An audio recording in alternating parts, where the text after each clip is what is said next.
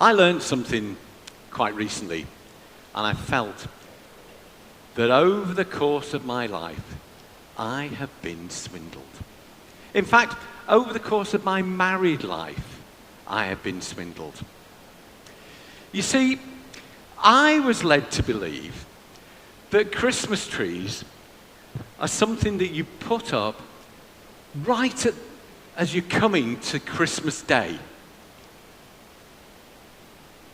Now, I don't know how many of you have this conversation within the houses where you live, and when the Christmas tree could come up. I know during COVID, it was, people were, during lockdown and stuff, Christmas trees were appearing like in September and October and stuff like this. But I learned the other day that apparently, and I'm going to read this, now I'm going to go. The Christmas trees were traditionally put up on the first day of Advent, which is the fourth Sunday before Christmas, which this year was the 1st of December. Hold on a minute, I've been swindled. My tree has never gone up the fourth Sunday before Christmas. Next year. Next year. This is a picture of our Christmas tree. For those of you who might join us for open house after the meeting, very welcome. You'll get to see this in its full splendor.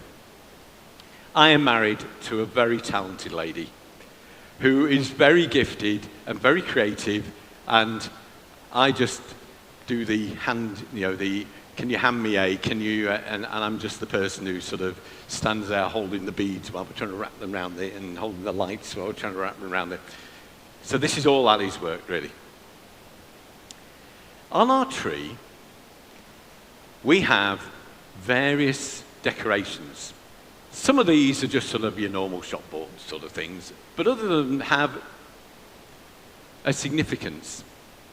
And over the course of our married lives, we have aimed to buy a new decoration every year. Now, this might be a decoration that reminds us of a place or a person or something that's gone on, but they're all to do with life events. Now, we have been married for, now let me get my shoes and socks off here, 36 years? Yes. This is one of the decorations that we had on our first Christmas together as man and wife. We still have a number of different ones going around. That sits right at the top of the tree, looking a bit battered, a bit like us really, but after 36 years, it's still doing very well. So this is the angel that sits on the top of our tree and sat on the top of our tree first Christmas. This is a decoration that predated us being married. This is a decoration that, as a child, growing up, this was one of my mum and dad's decorations. This is a decoration that we got the first year that we had 3 boys. So we have 3 children, an older one, and twins. And the first year we had all 3 of them, this was the decoration that we bought for the tree. Being boys, they're a bit cheeky, and they sort of like to remind you of things that go slightly wrong or pear-shaped. And this is a decoration that they bought, and although I've been corrected and it doesn't really look like Spider Pig out of The Simpsons, this is what it's meant to depict.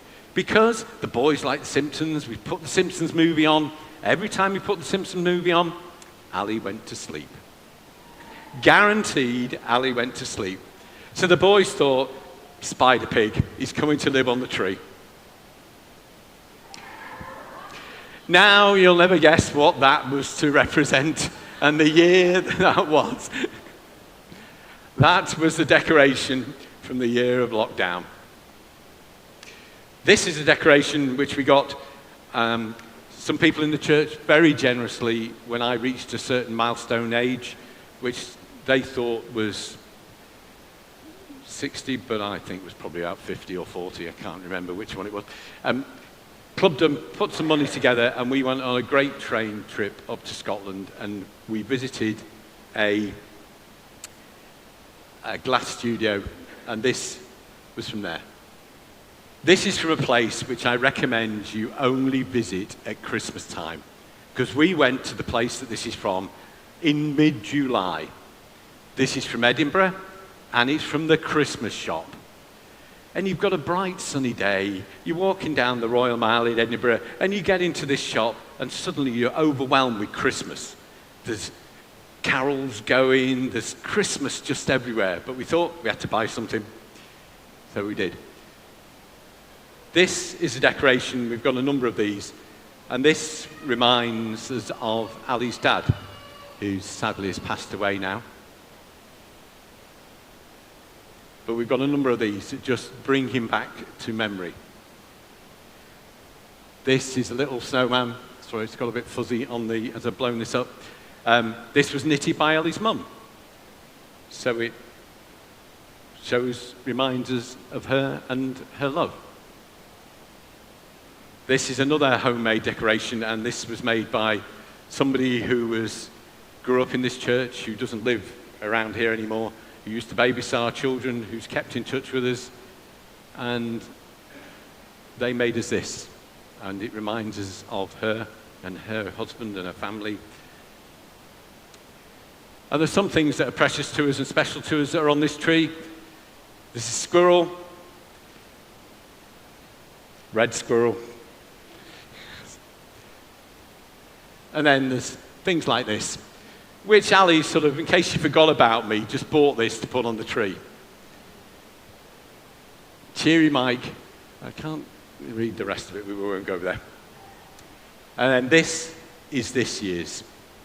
This is from a place called Cromarty up in Scotland, and just reminds us of a great holiday.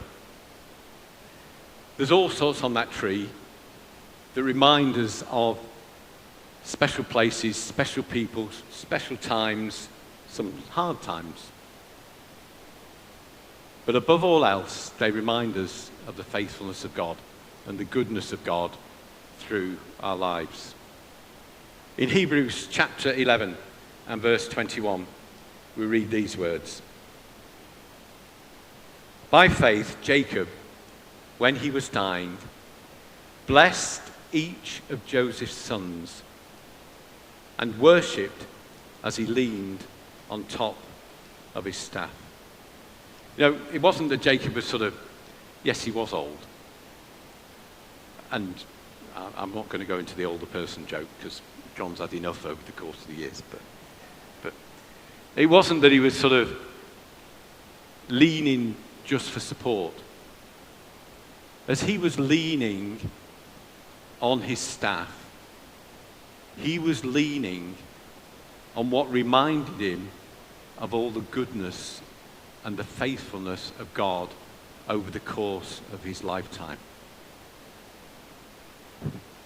Because what they used to do, or I'm led to believe what they used to do, is on a staff, and I haven't done it with this one, which some friends bought me, is they used to put grooves in, notches in the staff for life events, for times when things had happened, for times when God's faithfulness had been shown. So as Jacob was leaning there, he's leaning on things like the fact that having tricked his brother out of his inheritance, having not been the nicest characters, he was banished from the land. And as he's been banished from the land, God's met him. And there's this account in the Bible of him having a dream of a ladder between heaven and earth and of the angels ascending and descending. And God comes and promises him, you shall return to this land. Your people will be numerous. He's leaning on that faithfulness. He's knowing what God has promised.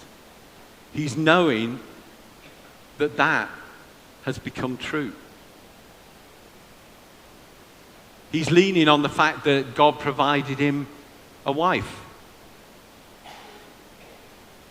In fact, if you know the story, he was sort of tricked. He ended up with 2 wives because his father-in-law didn't like the fact that he fell in love with Rachel. He wanted him to have the eldest daughter.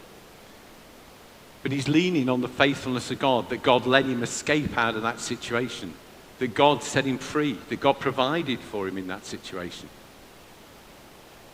He's leaning on the fact that we read about him wrestling with God. He's leaning on the fact that one of his sons he thought was dead. His son Joseph. His brothers made out that he'd been killed. So he's put a mark. He's put a mark on there saying, Joseph is dead. And then a famine comes. But in God's faithfulness and God's goodness, Joseph isn't dead. Joseph is actually in charge of a country where there's food.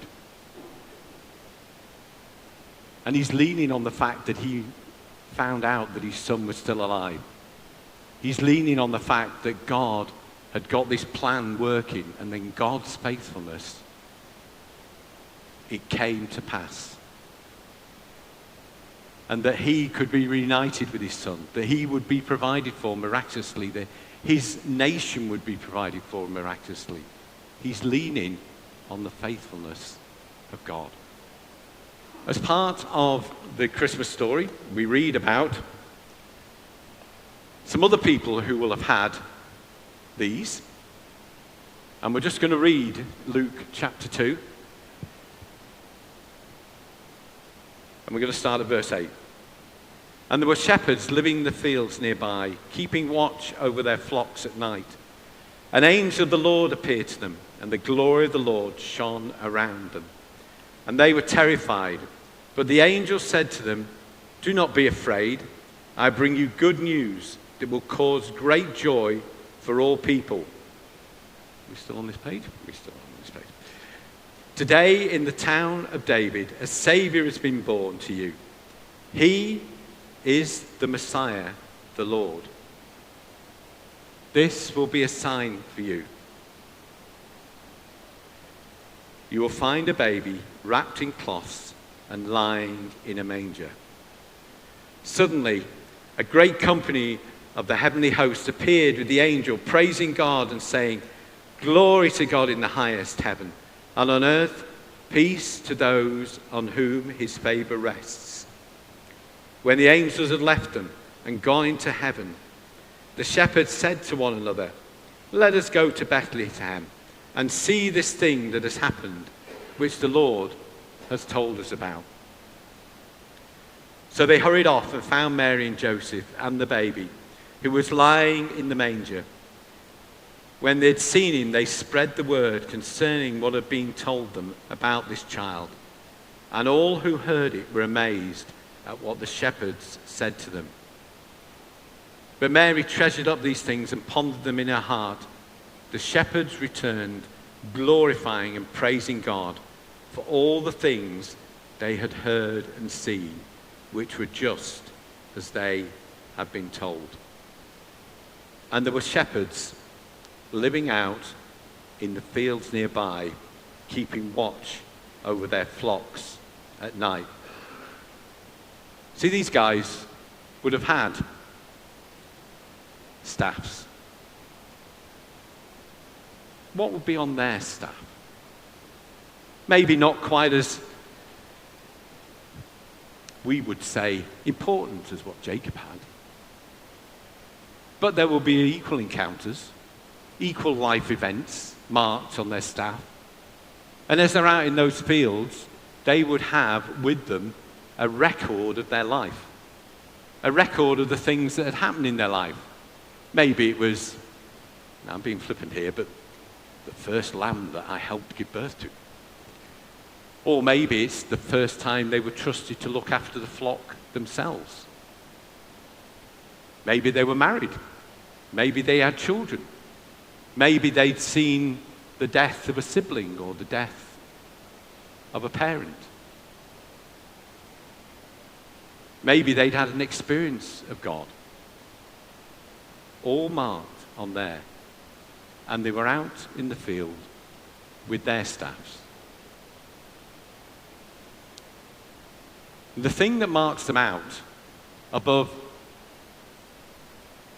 lots of other people who were in that area at that time was that they were awake. They were alert. They were there watching over their flocks. There's a song by a band called Casting Crowns, which says these words: "O little town of Bethlehem looks like another silent night. Above your deep and dreamless sleep, a giant star lights up the sky. And while you're lying in the dark, there shines an everlasting light. For the King has left his throne and is sleeping in a manger tonight." Tonight. "O Bethlehem, what have you missed while you were sleeping? For God became a man and stepped into your world today. O Bethlehem, you will go down in history as a city with no room for its king. While you were sleeping. While you were sleeping." There were thousands of people in Bethlehem and in that region. Thousands. Yet, so few of them saw and heard what was going on. Because they were sleeping. The shepherds were awake. The shepherds were alert. It's no accident that the angels appeared to them. It wasn't that they were going into rooms and going, "Come on, wake up, I've got something to tell you." These were guys who were awake, alert, because they were on charge of the flock. They were looking out over their sheep. They were the ones who were looking. The challenge for us is, are we alert? Are we awake?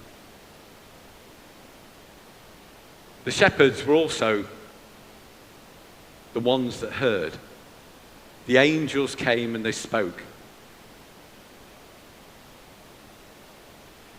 And he says in verse 15, "When the angels had left them and gone into heaven, the shepherds said to one another, 'Let's go to Bethlehem and see this thing that has happened, which the Lord has told us about.'" The shepherds were awake. The shepherds heard. The shepherds obeyed. And then it says in verse 16 that they hurried off and found Mary and Joseph, that they went looking for them. They had to go and find them. They'd been told the sign was that there was a baby lying in a manger. They had to go and seek him out, find him. And they were the ones that saw. And then they were the ones that shared. Because it says, when they'd seen him, they spread the word concerning what had been told them about the child. And all who heard it were amazed at what the shepherds said to them. And then they returned. And they returned glorifying and praising God for all the things they'd heard and seen, which were just as they had been told. And they went back. They went back to their flocks. And I wonder what they did. They've got this staff that's got grooves on, that's got notches marked in for the events of their lives. And they would take their knife and they would make another mark. A mark that very few people could have ever made. A mark that we could never make. A mark that thousands of people in Bethlehem could have made but didn't make, because they had seen the King of Kings. They had heard the message. They had acted on the message. They had obeyed the message. They had sought out the King of Kings. They had gone and worshipped. And then they had gone and told people about him. And the mark is there. And they put it on their staff. We each, in effect, have a staff of our lives. The things that have happened in our lives. The things that have caused our lives to be as they are. Whether that be physical things or whether it be spiritual things. And we've got, I've got a physical staff, but we've got a virtual staff that we mark on life's events. The question is, what is on our staff? What are we leaning on? Jacob leant on his staff and he worshipped God. As we come to the end of another year,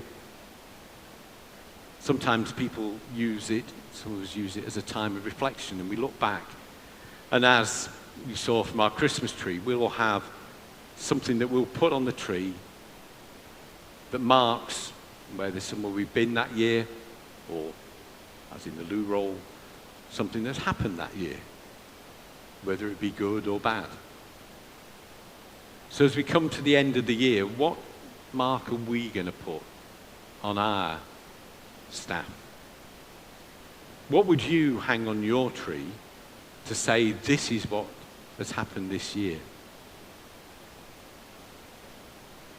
For some of us it might be something sad.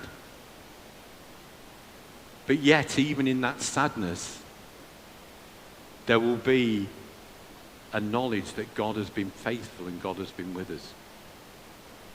As I was thinking about this and sort of, we are going to, when we finish, we're going to sing the song that I flipped through, which is The Goodness of God. We sing, all my life you have been faithful.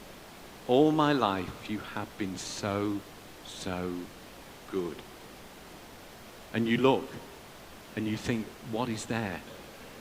What are the things that are the faithfulness of God? And you can do them.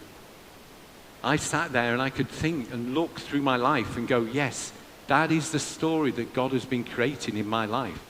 And it's there. And some of those times are sad. Some of those times are, my father died before he could see Ali and I married. There's a mark. But there's a mark that's right by it that says 3 days before he died, he came to know Jesus.